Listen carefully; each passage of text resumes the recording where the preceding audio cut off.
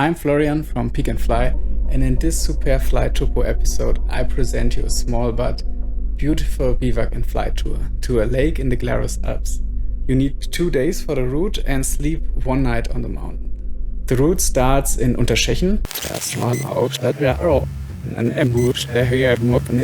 where you can pitch your bivouac tent.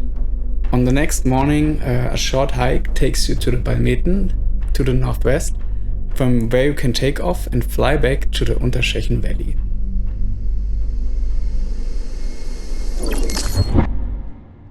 Summer or early fall is the best time of the year to enjoy the day at the lake and the slightly warmer water.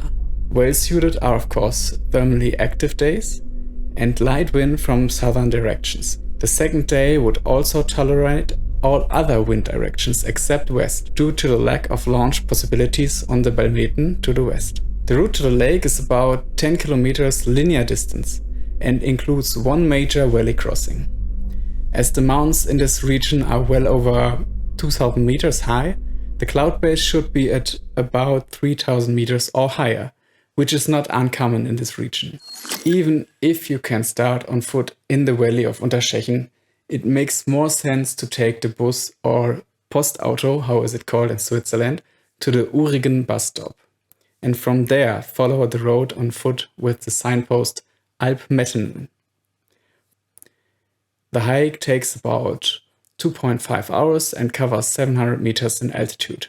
You can also drive to the Mettenen launch site by car, but there's a charge of around 10 Swiss francs for the road.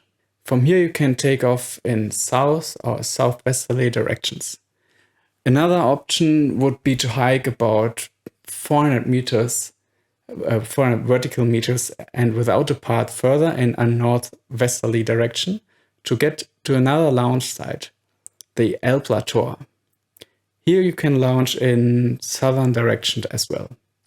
I chose this route because it starts with a very nice ascent in alpine surroundings and leads to a beautiful lake, the Seelisee. The lake offers fantastically clear water, a fine beach and a large meadow that invites you to simply topland and bivouac. The sun shines on this beautiful spot until the evening, allowing you to experience the magic of an alpine sunset. It is surrounded by rock faces on one side and vast expanses and views on the Bernese and Uri Alps on the other. The valley wind in this region flows from 2 main directions. Firstly, from the north via Vierwaldstätter See. This wind then branches off at Schattdorf and flows into the Unterschächen Valley from the west. And secondly, from the north via Glarus. This valley wind turns to the east and then flows over the Klausenpass and Urnerboden. Especially at the beginning of the valley, in the area of Altdorf and a little further into the Unterschächen Valley, the valley wind can become quite strong during the day in the summer. In the area of the cable car from Schattdorf to Haldi, this also creates an upwind area where you can soar. The goal of the flight is to reach the southern lake Seeli, above the Seeli Alp. Take off in southern direction in the early afternoon, and after the start you will find the thermal entry on the left hand side of the southern flanks of the so-called Schächener Windgällen.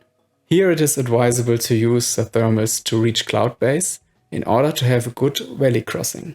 After the crossing you are most likely to find a thermal connections on the southeast or southwest flank of the Großspitzen. Via the Blau Hörli and its connecting ridge to the Sittlisar, at which summit the thermals are also released, the route leads to the lake at around 2000 meters. The Hochfuhlen is also a good source of thermals on this route. You can then land easily on the northeastern shore of the lake. If someone in the group has not found any thermals after takeoff, they can land on the right side of Unterschächen. From there, he or she can walk into the Bruni Valley to the valley station of the cable car Alp Sittlis Alp. From the top station you then hike to the Seelisee and join the group again. After the start you can extend your flight along the ridge towards the east, meaning towards the Klausenpass. This ridge is oriented first south and then southeast. From there just return back in the same way. This increases the distance by about 30 kilometers. Landing at Seelysee should be easy, as the lake is sheltered on almost all sides. On calm summer days, there is no clear wind direction. But the thermals from the surrounding flanks pull the air away from the lake when they are releasing thermals. As this tends to happen most on the flanks of the northwest, it is most likely that the wind on the shore comes from the southeast. Set up the tent on the shore of Seelysee or under the limestone walls of Großwindgällen. The lake is at 2000 meters, so temperatures can, of course, drop into single digits, even on nice summer days. If the weather is stable, no tent is needed. Water can be drawn directly from the lake, but it's, of course, advisable to filter the water afterwards. Alternatively, you can also spend the night or have a drink at the Swiss Alps, which is located slightly below. The next morning, you hike about 400 meters in altitude and 5 kilometers on an easy trail to the summit of Belmeten. From the summit of Belmeten, it is easy to take off with a paraglider in all directions except west. The south-southwest flank of Belmeten offers a good thermal start in the early afternoon. Then fly back to the Unterschächen Valley via the thermal sources Hochfuhlen, Sittliser and Großspitzen. There you can land on a large meadow on the eastern edge of the village of Unterschächen. Alternatively, you can fly to the landing site in Schattdorf without any thermal support. If you would like to fly further, you can fly in a northerly direction. The first jump in the valley leads to the Hundereck, and the flight then continues to the Rofeien. From there, the route follows the ridge in southeasterly direction over the Diepen, Hagelstock, Metzstöckli, Gamperstock, and then back to the original starting point of the first day at the Schächener Windgällen. From here you can fly or glide to the landing site or continue along the ridge towards the Klausen Pass as described for day 1. The flight is thus extended by 25 to 55 kilometers.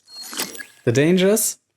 There are many cables and ropes in the Schächental, so an obstacle map should be looked at beforehand. All these obstacles should be present on the flight instrument.